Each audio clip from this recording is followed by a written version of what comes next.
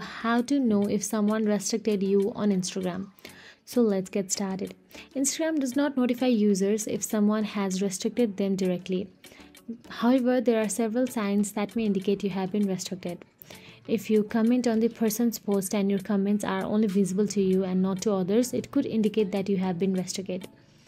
If you send a direct message to the person who may have restricted you and there is no seen or delivered status, it might suggest that your message had not been seen because of restrictions.